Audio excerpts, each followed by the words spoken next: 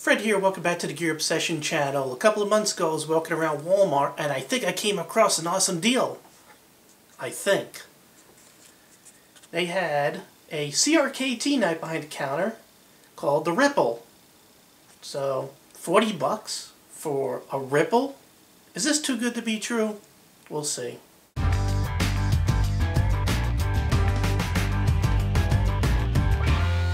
Let's start with the customary unboxing.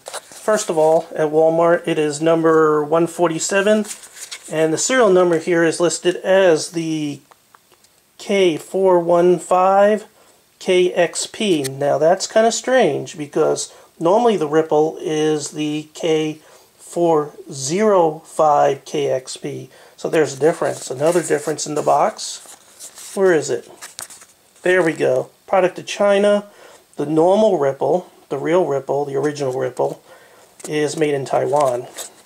So we're shedding a little bit of light here why this is cheaper. Again, this was Walmart for $39.95. The normal Ripple would probably run about $80 with a manufacturer's suggested retail price of about $125. So let's go ahead and start unboxing. As usual, you get a nice little catalog from CRKT, and you get your customary plastic wrapped knife. Now, of course, it's a very nice knife. It's a Ken Onion design, a Ken L Onion design. Really neat, kind of odd that he's designing for CRKT. Normally, he is a designer for Kershaw, and I like Kershaw knives. So let's talk about first the similarities between the Walmart version and the regular version of the Ripple. The first thing is the flipper. They both open via flipper. If you notice, there are no thumb studs. So let's go ahead and flip it open. And wow, you would absolutely swear that this is an assisted opening blade, but it's not. It is incredibly smooth. It uses the IKBS ball bearing system. It's almost frictionless, and it just comes out there as if it were an assisted opening blade, but it is not. Absolutely incredible. You can see there's some jimping up here. It's not very sharp, but it's sort of functional. Has a good deep thumb area here for your thumb to get behind, a toil, finger toil, whatever you want to call it, right there. So your hand is not going to slip. Feels pretty comfortable in any kind of hold here. It is a little bit small for my hands. Let me bring my hand around the other side here. A little bit small, but still comfortable and have no problem holding it. Other similarities, again, it is a flipper design, and the blade is a high hollow ground blade. This version, just like some of the other versions, this is the full regular edge, but it also, you could get this in a combo edge with serrations.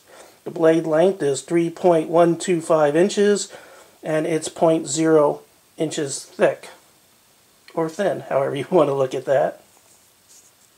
Interesting clip here. Does not go all the way up. It sort of rides a little bit high. Go ahead and you could probably see about that much outside your pocket, which is fine. It is a blade down carry. I usually prefer up. This is down. And it doesn't look like you can move that clip in any other position. So this is really a righty. And that's about it. And it's always blade down. Has a generous lanyard hole right there. Really nice. The blade comes down to about here. They probably could have made the hand a little bit smaller if they wanted to, but I think it's already too small. And that's basically where the similarity sort of end. Let's take a look at the blade here again. The blade here again, it's 3.125 inches long and 0.1 inch thick. It is 8CR14 MOV, right? 8CR14 MOV steel, which is a Chinese steel, normally between 47 and 49 HRC. It's the Chinese equivalent to AUS-8 steel. Now the regular Ripple, the one that costs twice as much, is made out of Acuto Plus steel. That's spelled A-C-U-T-O. It's a Japanese steel. It's basically an enhanced 440C type steel. And its hardness is 59 to 60 HRC. So the $80 version of this, the non-Walmart version, uses a better, harder stainless steel that you would not get in China. I suspect that since this is made in China, they probably would have had some problems importing the Chinese steel or the Japanese steel into China to make it, so they used the Chinese steel, which is the 8CR14 MOV. So again, this is China. The real one's made in Taiwan. Now the handle material here is made out of aluminum, specifically 6061 aluminum. The regular ripple is made out of a trinitrate coated 420J2 steel. Another big difference is that this is a liner lock, as you can see right here. There's a liner. I'll go ahead and focus that in for you. The original Ripple, the non-Walmart version, uses a frame lock. So the Walmart version is the liner lock version. Take a look here. The liner lock is about midway down the blade, so that's pretty good for lockup, really strong. So still, even though it's made in China, it's made rather well. Now the detail here in the handle is not as good as the pictures I saw for the regular Ripple. So there, not as much attention to aesthetic detail than what you would find in the more expensive Ripple. Because this handle material is aluminum and not 420J2 steel, this is lighter. So if you want a lighter knife, go with the Walmart version. This is 2.5 ounces. The weight of the normal Ripple is 2.9 ounces. So 2.5, 2.9. This is a little bit lighter. Also, this is a drop point, or what you might want to call a Ken Onion modified drop point blade. And again, it is hollow ground, high hollow ground blade. It is really pretty sharp. Let's go ahead and give it a cut test on the sharpness out of the box. Very nice. Very sharp. So it did a very good job of sharpening it before it left the factory. And, to be honest, $40 for this is an outstanding deal. This is a really, really good deal for $40.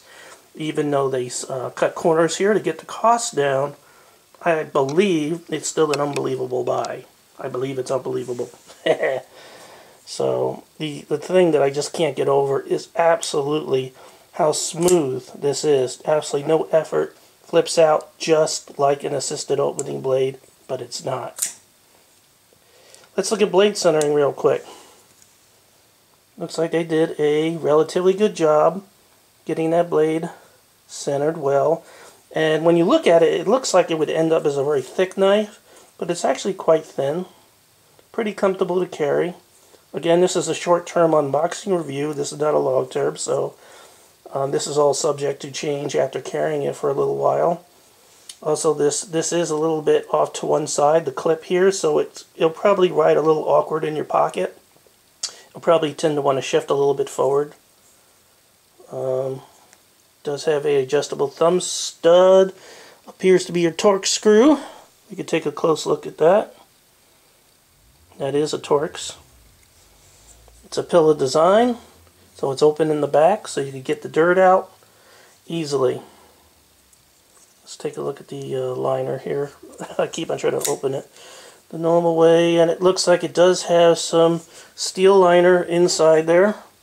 Might be hard to see. I could grab my flashlight, but because of the hurricane, all my flashlights are everywhere but on my desk. So let's break out this guy here.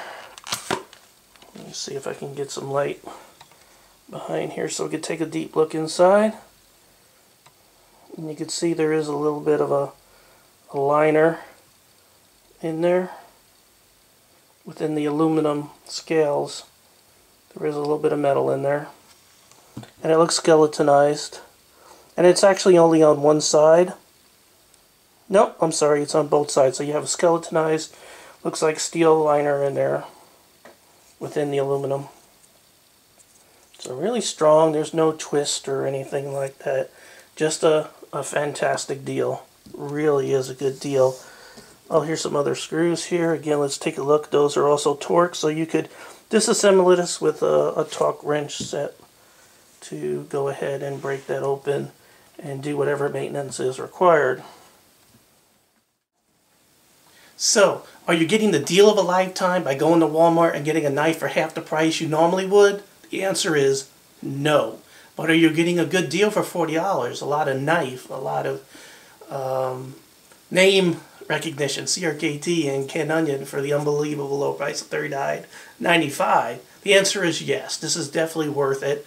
I would absolutely give this a 9 out of 10. The one thing that's I'm a little irked about would be just the clip. I mean, it has the design that I like, where it's sloped down like that, and it's pretty good and strong, but that off-center will make it ride a little bit awkward in your pocket.